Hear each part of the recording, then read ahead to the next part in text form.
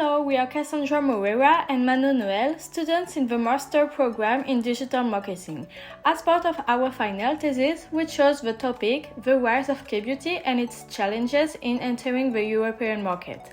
Our main research question is, what marketing strategies should Korean cosmetics brands adopt to leverage the K-beauty culture and establish a lasting presence in Europe through innovation and differentiation?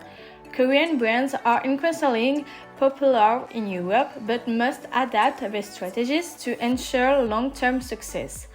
To complete this project, we worked as a team and divided tasks fairly and complementarily.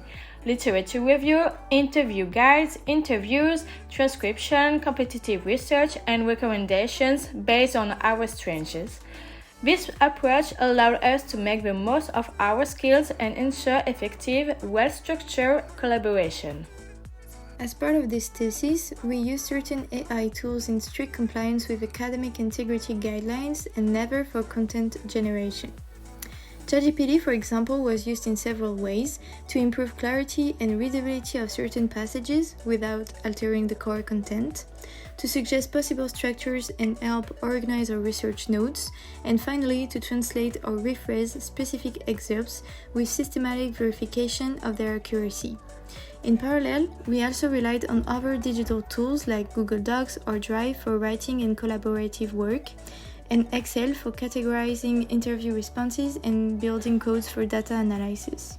To ensure the integrity of our work, we carefully reviewed, verified, and interpreted each suggestion or output from the tools, we properly cited all the sources, and we carried out cross-readings to maintain a high level of academic rigor.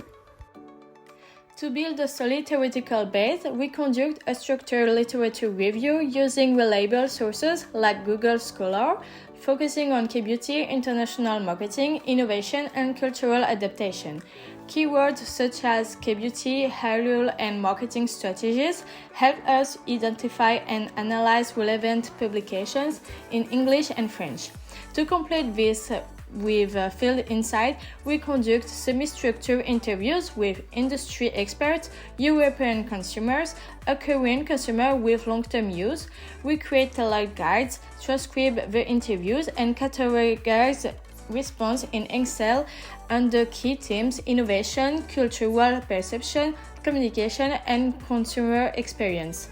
This dual approach allowed us to connect theory with real-world perspectives and build relevant strategy recommendations for the European market.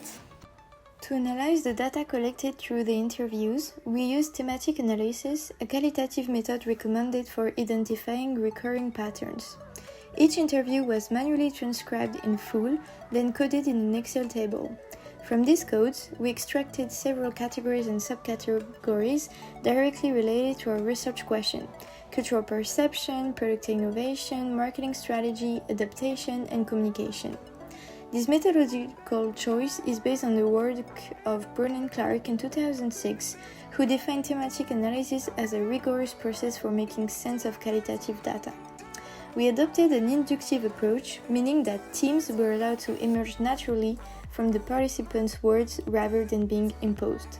This allowed us to preserve the richness and subjectivity of the interviews. Finally, to ensure the reliability of our interpretation, we systematically compared our findings with the theoretical concepts drawn from the literature review. This thesis faced several methodological and logistical challenges. First, it was difficult to reach cosmetics professionals due to limited availability. We expand our network, follow up personally, and offer flexible interview formats. Time contracts, especially during our internship, require strict organization. A shared calendar with weekly goals keep us on track. We also had differing interpretations during the analysis.